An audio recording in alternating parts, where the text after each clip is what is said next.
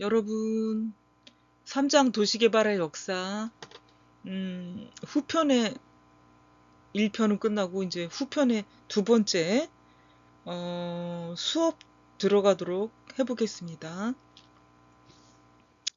이제 그 도시개발의 역사에서 뭐 근린주구나 미의 강조, 도시미의 강조 이렇게 돼가지고 뭐 하워드까지 아니면 르꼬르 뮤제까지 왔죠.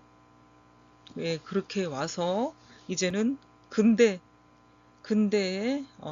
건축가까지 우리가 공부를 하게 됐고, 이제는 신도시의 개발이 이제 이루어지는 시기가 된 거죠. 신도시의 개발. 이 신도시 개발도 영국에서 발달이 된 건데, 결국 산업혁명이 일어난 순서로 이런 도시개발, 도시계획, 음, 모든 것이 순차적으로 일어나게 되는 거죠. 그래서 영국에서 신도시 개발이 발달이 되고, 그 신도시라는 거는 대도시를 모도시로 해가지고 그 도시 근교에 새로 건설이 되는 게 이제 신도시 개발이라고 볼 수가 있겠죠. 그래서 이 신도시라는 거는 각 나라의 사정, 시대의 요청에 따라서 차이점이 있다, 약간의. 그렇지만 시차적인 부분이 있는 거고, 대부분 전 지구적으로 비슷한 현상이 벌어지고 있다고 볼 수가 있겠죠. 영국의 신도시 개발은 여러 도시 국가의 어떤 도시 계획가들에 의해서 이제 인용이 자주 되기도 했고요. 음, 영국의 어떤 계획은 아크롬비 계획가 신도시 건설이 대단히 좋은 평을 받았습니다. 아크롬비 계획가 신도시 건설. 그래서 이 국토개발이라는 국가 정책으로 이렇게 만들어진 신도시들은 도시계획 정책 일환으로 구성된 신도시이기도 하고요. 이런 어, 정책을 바탕으로 계획된 도시계획 사업 중에 한 가지다라고 볼 수 있겠어요. 그러면 이제 앞으로 아크롬비 계획이 어떤 건가, 뭐 이렇게 배울 수도 있겠죠. 아크롬비 계획이 어떤 건가. 그러니까 영국에서 신도시가 발달됐다. 그리고 이것을 모태로 다른 여러 나라에서 인용했다. 국토개발은 도시계획, 국가 정책의 일환으로 도시계획 사업이 이루어진다. 뭐 이렇게 볼 수가 있겠죠. 영국의 또 신도시 정책의 특징은 대중적인 토론하고, 또 그 토론에 의해서 지지가 되느냐 안 되느냐, 뭐 이런 걸 통해 가지고 점차적으로 발전이 된 나라 중에 한 국가이죠. 그럼 그렇게 또 이제 어, 신도시의 역사를 만들어 나가는 영국이기도 했지만, 또 전원 도시 협의라는 게 이제 중요한 역할을 수행을 했죠. 원래는 그 전원 도시 주창했던 하워드에 의해서 이것이 설립이 돼요. 1899년도에. 그리고 도시농촌계획협회로 이름이 바뀌게 되고, 지속적으로 대도시에서 교외로 확산을 하게 되는 거죠. 그 말했죠. 하워드의 전원도시는 도시와 농촌의 어떤 중간 지점을 잘 찾아서 협의하고 살기 좋은 정주 공간으로 만드는 것이 목적이었다는 거죠. 무조건 뭐 은퇴자가 일이 없을 때 전원으로 가서 생활을 하라, 이런 게 아니었던 내용입니다. 그리고 이것이 결국에는 신도시 조성에 의한 어, 기존에 있는 도시의 과밀 억제를 음, 예방하는, 분산시키는 정책이 돼서 찬성을 하면서 법안 통과가 되게끔 노력을 했다는 거죠. 신도시 조성을 찬성하는 법안 통과. 그리고 바로위원회라는 게 있었는데, 그 바로위원회는 산업인구 배분에 대한 조사를 실시해가지고요. 결국 런던은 더 이상 산업성장이 될 수가 없다. 제한될 수밖에 없다. 뭐 공장도 많고 차도 많고 사람도 많고 그러면서 공해도 심하게 되고 노후화도 심하게 되니 더 이상은 안 된다. 이런 어떤 결론이 나니까 어, 신도시 건설에 더 박차를 기할 수밖에 없었던 것이죠. 런던에서 더 이상 포화 상태이다라는 것을 생각을 했던 거죠. 그래서 아버크롬비 런던 계획이 수립이 됩니다. 그래서 그린벨트 설치하고 그린벨트 외곽에 신도시를 건설하는 거죠. 할로우는 1947년에 신도시로 만들어지는데요. 이게 이제 기버드에 의해 가지고 계획이 되고 할로우라는 신도시가 만들어지는데 이것은 런던 북쪽 약 48km 지점에 신도시가 만들어지는데 이게 할로우가 대표적인 신도시 사례다라고 볼 수가 있게 초기에 대표적인 사례라고 볼 수가 있겠고요. 제2차 세계대전 이후에는 하워드의 전원도시 사상을 계승해 가지고요. 1946년에는 라이드 위원회의 보고서를 바탕으로 신도시법을 만들게 됩니다. 세계 2차 대전 후에 하워드의 전원도시 사상을 계승해서 라이드 위원회 보고서를 쓰고 그걸 바탕으로 신도시법을 제정하게 됩니다. 그것도 역시 이런 내용도 결국은 무엇에 기인이 됐냐면 기존 도시의 과밀 완화, 경제적으로 자급자족할 수 있는 어떤 정주 단위의 도시 건설. 우리가 정주 단위라는 거는 어떤 건지를 배웠죠. 페리의 정주 단위라는 거. 사회적으로 조화를 이룰 수 있는 커뮤니티의 개발에 목표를 두기도 했습니다. 이러한 노력들이 계속 되면서 그런 노력들을 바탕으로 영국이란 나라는 지속적으로 신도시를 건설하게 돼요. 그래서 지속적으로 신도시를 건설하게 되면서 지금까지 한 총 34개의 신도시를 건설하게 됩니다. 많은 편이죠. 이러면서 영국의 신도시는 34개를 만들게 됐다 하는 걸 알게 됐고요. 다음에는 미국의 신도시 개발을 보도록 할게요. 미국도 마찬가지로 이제 전쟁이 일어나고 전쟁이 끝나게 되니까 사람들은 먹고 살아야 되죠. 어느 나라 어느 주민들도 다 똑같아요. 그래서 전쟁이 끝나고 나니까 폐허 속에 어떤 산업 현장에 근로자들이 늘어나게 되죠. 공업도시에 주택을 제공하기 위해서 시작된 게 미국의 신도시 개발이다. 공업도시라는 건 뭐예요? 그러니까 도시로 아니면 공업지역으로 사람들이 일자리를 찾아 몰리다 보니 많은 인구가 오게 되죠. 그러다 보니 주택이 부족하게 되고 그 주택을 해결해주기 위한 방법이 무엇일까 생각했던 게 미국은 신도시 개발로 주택을 제공하자 이렇게 됐던 거죠. 그래서 미국의 그 할로우 여기에 신도시가 개발이 됐던 거지. 그래서 이렇게 어느 지점이고 어떤 형태를 띠고 있고 이런 녹지 공간을 이제 볼 수도 있는 거죠.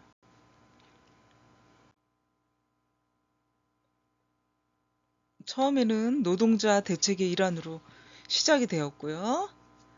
30년대는 뉴딜 정책 수행 시기에 일종의 그린벨트 커뮤니티로 생산 입지를 억제하고 전원 도시적 성격을 유지하기 위해서 신도시를 건설하게 됩니다. 또한 그 이후에는 로스앤젤레스, 샌프란시스코와 같은 대도시의 인구 집중을 막기 위해 가지고 주택 공급을 하기 위해서 신도시를 건설하게 됩니다.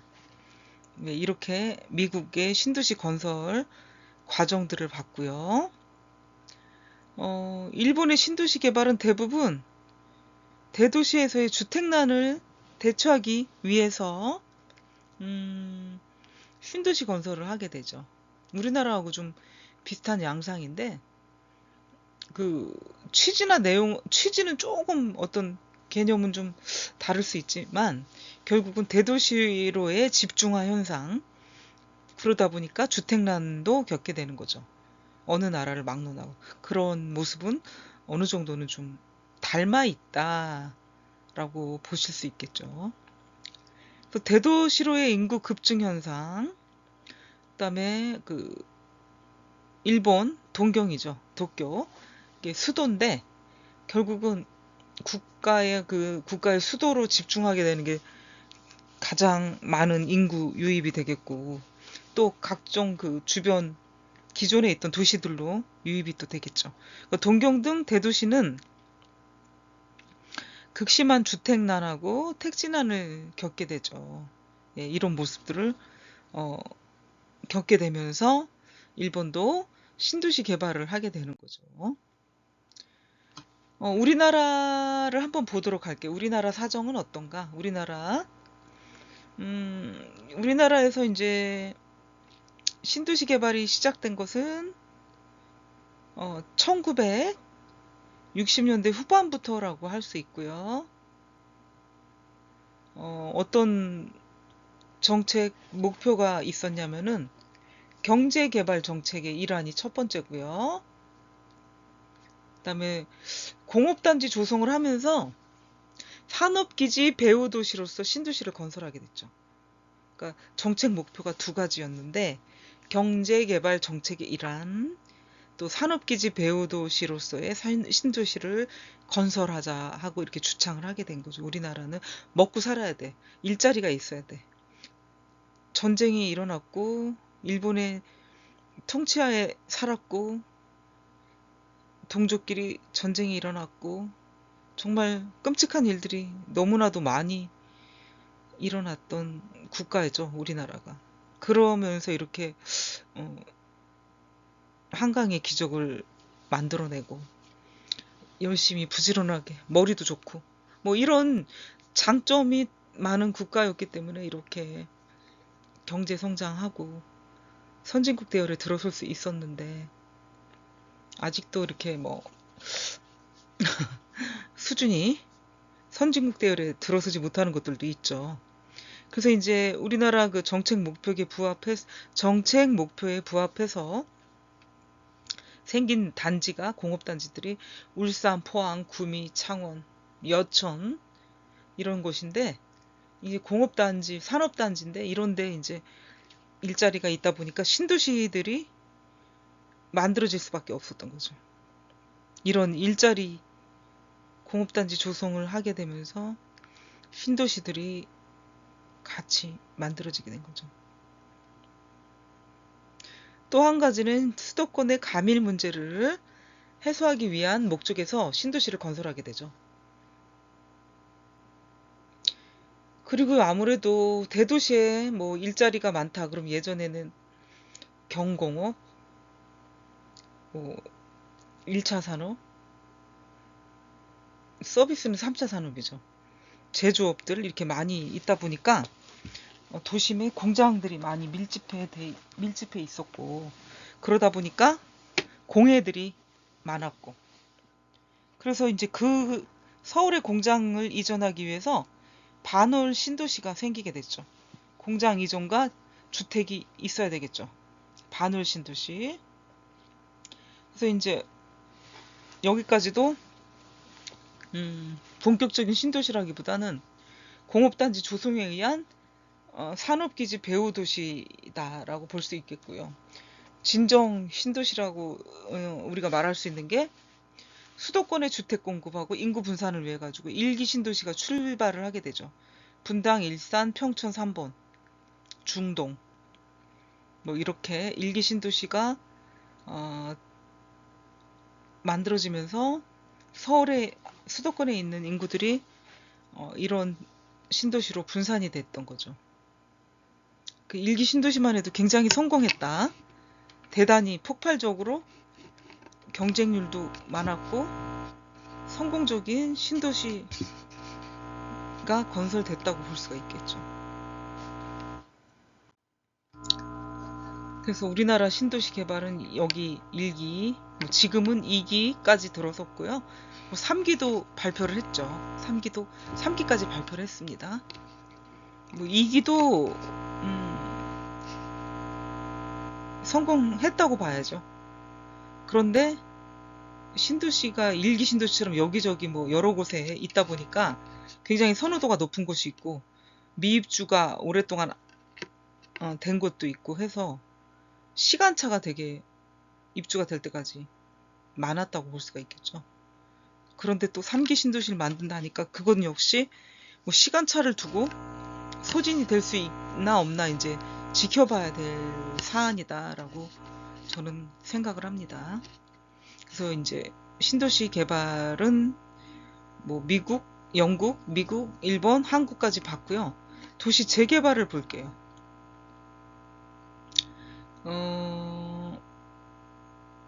그러니까 도시 재개발이라는 거는 기존에 있던 도시가 너무 낙후가 됐겠죠. 도시 기능, 환경도 낙후되고요. 그러니까 삶의 질이 현저히 떨어지죠. 그래서 계획적으로 다시 개발하는 게 이제 재개발이다라고 볼 수가 있겠죠. 그럼 한번 보겠습니다. 미국이라는 나라. 여기는 1949년과 54년에 주택법으로 이제 도시 재개발이라는 거를 상세하게 내용들을 기술하고 있고요.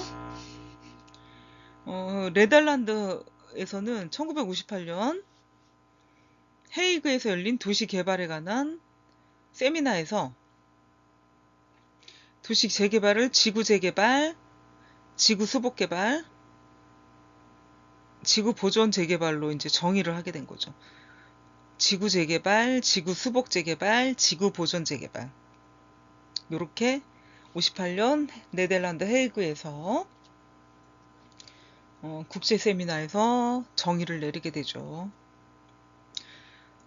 이 도시 재개발은 도시 기능, 환경을 이제 개선하고 향상하려는 게 목적이 되겠죠. 공통적인 목적을 갖고 있지만 이런 각각의 재개발 사업은 도시구조 개혁이라든가 직주 접근 촉진, 공공시설 정비, 도시 방호, 상가 재개발, 시가지 환경 정비 등의 어떤 다양한 목적이 있다라고 볼 수가 있겠어요.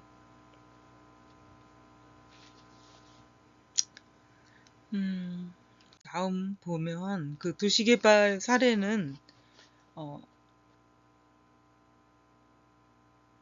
여기 런던에 바비칸 지구 재개발 계획이 있어요. 이거는 이제 목적이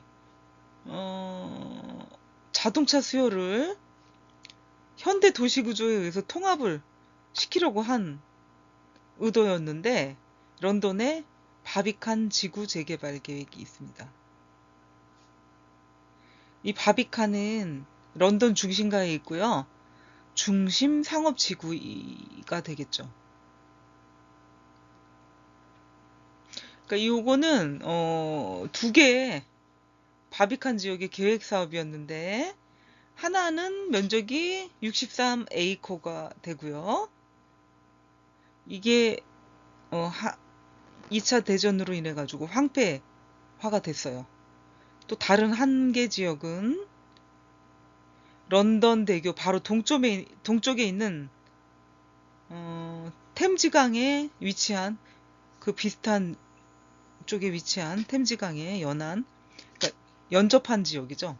면적 28에이커 지역이다라고 볼 수가 있겠죠. 그러니까 두 개의 바비칸 지역 계획 사업이 있었는데 하나는 63에이커의 지역인데 전쟁으로 인해서 황폐화가 됐고 하나는 런던 템즈강을 접한 28에이커 지역이다라고 볼 수가 있겠죠. 이 두 지역에는 고층 건물을 가진 그 우리 밀도가 높다 이러면 고밀도 계획이라고 그러죠. 고밀도 계획, 고밀도 계획이다. 고층 건물, 컴팩트하게 짓는다는 거죠. 아주 빡빡하게. 이 개발 개념이 뭐냐면 다중교통 체계로서 지상에서 높이 설계가 되면은 보행자 도로가 이 건물들에게 여러 곳과 연결을 시킬 수가 있다는 거지. 건물이 높아지면서 지상으로 그 보행자 도로가 건물에 여러 곳으로 연결시킬 수가 있다는 거죠. 다중교통 체계다라고 볼 수가 있겠습니다. 영국의 바비칸 중심 상업지구 재개발을 볼 수가 있겠죠. 영국의 바비칸 재개발입니다. 여기 건물들이 이렇게 연결이 되니까 지상으로 연결 통로를 만들어서 아니면 이 수변 공간도 좀 활용할 수 있게끔 바비칸 재개발이다라고 이제 이 사진으로 여러분이 볼 수가 있겠습니다. 이 바비칸 재개발은 도심지구 인구 감소를 중지시키고요. 도심 업무 공간 확보하고 문화시설을 좀 늘리는 거, 확충하는 게 목적이었다. 이 사업들은 이제 요즘 모든 현대 도시에서 느끼고 있는 어떤 자동차로부터의 압력이다. 라고 볼 수, 그래서 이 개발을 되게 눈여겨보고 많은 시선을 끌게 됐던 거죠. 자동차에 대한 압력에 대한 대응으로 이 바비칸 재개발이 됐다 해서 계획가들의 어떤 많은 집중을 받게 됐던 거죠. 그리고 미국의 또 다른 사례는 볼티모어 중심부의 그 도심부에 경제적인 낙후를 방지하기 위해 가지고 계획이 됐죠. 찰스 센터. 69년도에 완성된 찰스 센터가 유명하고요. 부지는 12헥타. 남북으로 이제 길게 동서로 2개의 재래 도로가 있고요.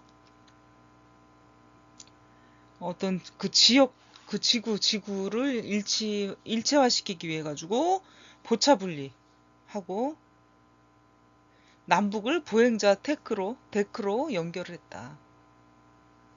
이것이 이제 미국의 사례가 되겠죠. 볼티모어 도심부의 사례가 되겠죠. 어떤 주요 기능들이 있는데 고층이 아니고 북쪽의 고층 아파트에 대한 주택군가 쇼핑센터 그리고 호텔, 상점, 극장 이런 것들이 있고요. 남쪽 광장은 서쪽으로 인접해서는 시민회관이 있고 주차장은 지하실에 이제 배치가 되었죠. 지하실에 배치가 되었다.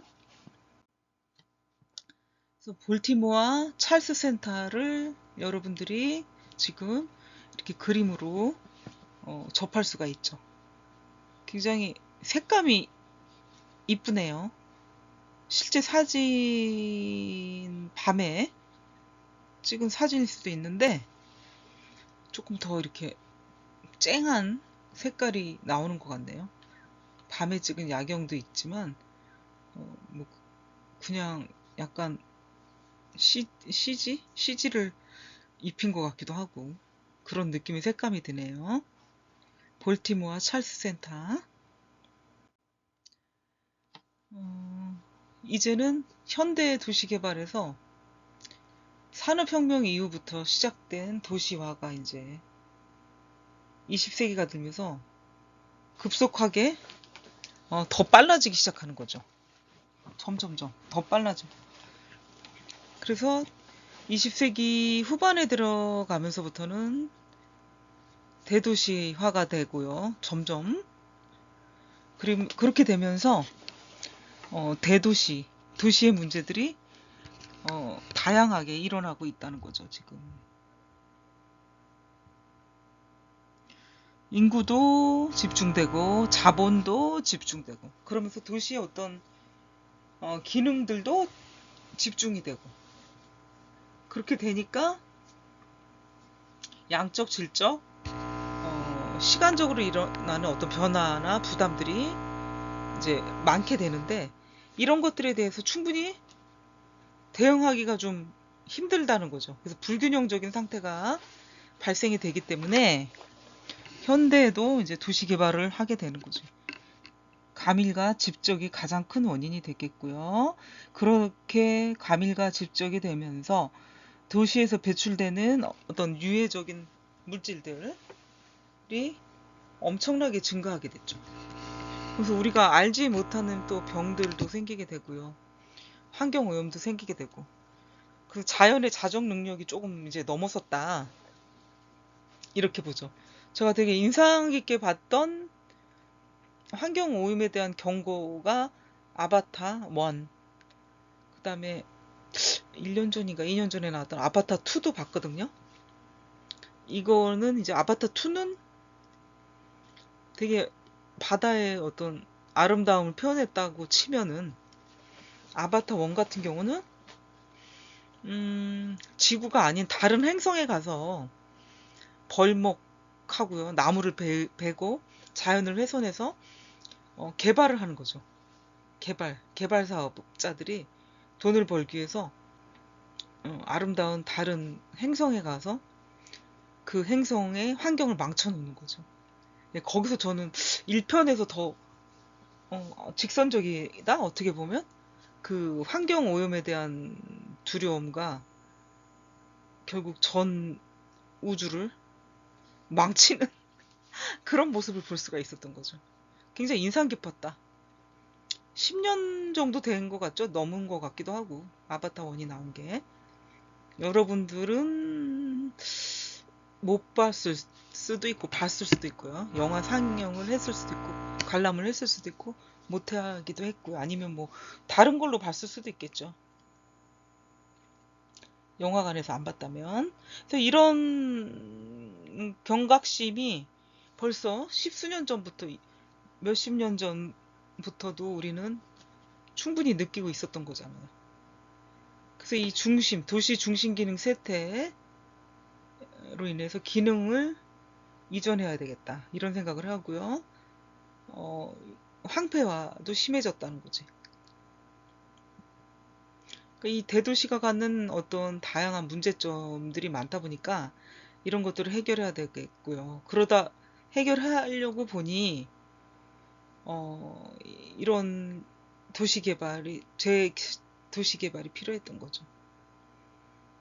더군다나 급속히 변화하는 사회, 경제, 문화 이런 거에 이제 대응책이자 해결책이 된다라고 봤던 거죠. 현대의 도시 개발이라는 게. 그러면서 점점 이제 새로운 도시 계획 개념이라는 게 나오게 되는데 유럽에서 이런 산업혁명이 일어나고 도시화 과정을 다 거치고 이런 과정을 통해서 역시 지속적인 도시 건설이 이루어지고 있었죠. 그래서 인구가 100만 명 이상의 이제 도시들이 세계 여러 나라에서 이제 등장하게 되는 거죠. 인구가 점점 늘어나는 현상이 벌어졌기 때문에 런던은 최초로 1810년에 인구 100만 명의 도시가 되었고요. 파리는 1846년에, 뉴욕은 1860년대에 100만급 도시가 되었다. 뭐 우리나라보다 한 뭐 80년, 100년 앞선다고 볼 수가 있겠죠. 그리고 오늘날에도 뭐 세계 도처 여러 나라에서 거의 모든 지역에서 이 100만 인구 급의 도시가 등장을 하죠. 개발도상국 제3국가, 3세계 선진국에 이르기까지 다양한 지역에서 100만급 인구의 도시가 계속 탄생하고 있는 거죠. 또한 그 거대 도시는 강력한 경제적 연계를 바탕으로 해서 어떤 새로운 도시 개념이 탄생되고 있고요. 인간과 재와, 원격 통신의 왕래가 높은 수준으로 이루어지니까 그 거대 도시라는 것은 공간적으로 분산이 되었음에도 불구하고요. 하나의 우주처럼, 은하계처럼 그 거대한 하나의 도시로서 기능을 하고 있습니다. 고립된 인구 집중 지역은 아니고 거대한 하나의 도시로서 기능을 현재 발휘하고 있는 거죠. 결국에는 앞으로는 환경 문제와 도시의 문제가 되겠죠. 환경과 도시 문제. 도시와 환경에 대한 문제는 현재의 도시 문제는 아니었고요. 지속적으로 고민하던 내용인데 가장 심각한 건 이제 산업혁명 이후에 나타나게 되는 거죠. 급격한 산업화, 도시환경에 대한 각성에서 이제 비롯이 되었지만 그 이후에 이제 관심, 연구가 계속 이루어지고 있죠.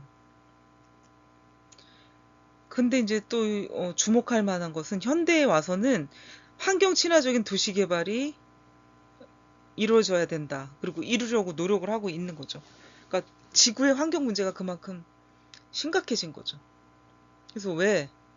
첫 번째, 두 번째 내용을 한번 볼게요. 과거 환경 문제와 관련된 도시 개발은 자연환경과 도시가 일원화된 상호 공존의 성격 또 일부분이라는 게 인식이 되면서 상호 공존을 위한 개발이 추진되고 있다. 환경 친화적인 도시 개발이 되는 이유 첫 번째. 그리고 두 번째는 전 세계적인 공감대 속에서 범지구적인 환경 보존을 위한 포괄적인 어떤 실천 계획이 수립이 돼서 이것이 진행이 돼야 된다. 유럽연합에서 정한 기준이 있는데 그것을 벗어나면은 안 되는 거예요. 지구가 너무 뜨거워지고 있잖아, 지금.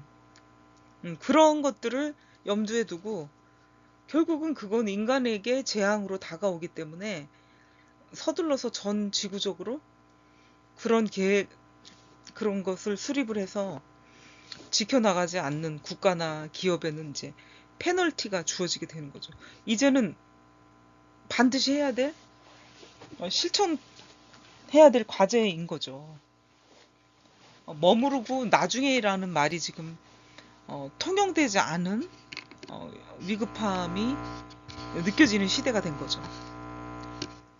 벌써 지금 봄이 없어진 것 같아요. 추워서 감기 걸려서 제가 여러분들 수업을 못했는데 목소리가 나오질 않아서. 근데 결국은 겨울도 아니고 봄도 아니고 겨울에 머물던 봄이 갑자기 여름으로 바뀌었어요. 어제 오늘. 뭐 이런 상황이 결국 지구온난화, 환경오염 때문에 벌어진 거라서 각성해야 된다. 할 수밖에 없는 거고요. 예, 이런 게 이제 이유가 되겠죠. 환경 친화적인 도시 개발의 이유. 세 번째 보겠어요. 도시 활동의 변화와 도시 개발을 보도록 할게요. 현대 도시 개발 방향은 특정 기능을 중심으로 진행되고 있는 어떤 경향을 볼 수가 있는데 실버타운 개발, 수명이 길어졌으니까 테크노폴리스 개발, 관광 휴양지 개발. 사람들은 쉬고 이렇게 힐링하는 것들 좋아하죠. 요즘은 정보화 도시 개발, 정보의 홍수 속에 그걸 받아들이지 않으면 뒤처진다고 생각을 하니까 우리는 이런 특정 기능들이 있는 도시를 개발하고 해야 된다라고 생각을 하고요.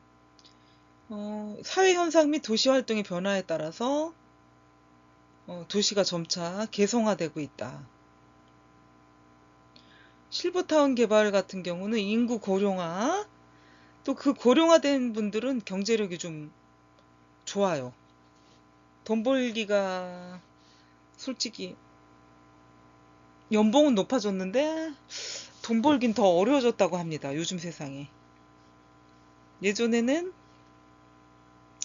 어, 조금 노력만 하면, 열심히 노력하면 먹고 살고 집도 마련하고 노력 여하에 따라 그 부의 척도가 달라지는데, 지금은 좀 그렇게 하기는 힘든 세상이 됐다라고 볼 수가 있기 때문에, 조금 나이 드신 분들이 아무래도 절약하고 열심히 부지런함을 바탕으로 돈을 벌었기 때문에 경제력이 좋다고 볼 수가 있겠죠.